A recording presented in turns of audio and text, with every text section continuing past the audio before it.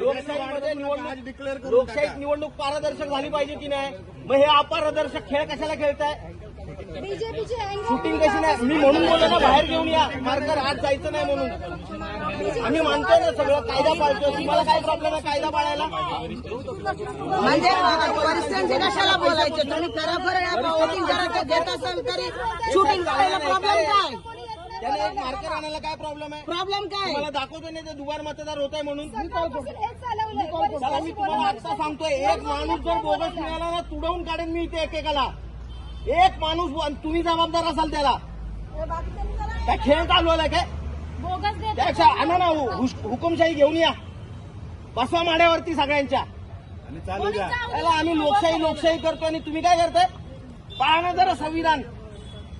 Marker घेऊन या, मला बघायचंय मार्कर. आम्ही जाणार नाही त्याशिवाय. काय फालतूगिरी घुसणार बा. त्या आरोना नाही तर बोलवा इथे.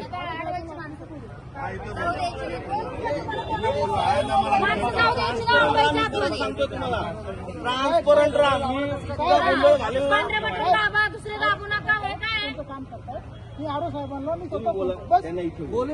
जे काही पत्रकं आली होती त्याच्यामध्ये स्पष्ट उल्लेख होता की तिथे शाई वापरली जाईल, परंतु यांना शाईच पोचली नाहीये.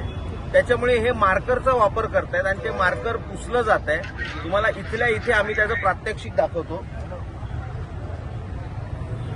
हे नेल पॉलिश रिमूव्हल आहे.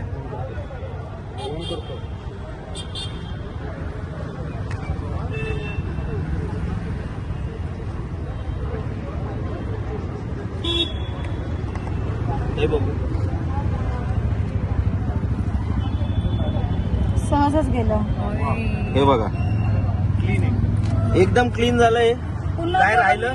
मतदान करू शकते असं झालं. परत वोट करू. या आरामात पुन्हा जाऊन मतदान करू शकतात. तुम्ही विचार करा, बोगस मतदान करण्यासाठी स्वतः निवडणूक आयोग यांना किती मदत करते येते.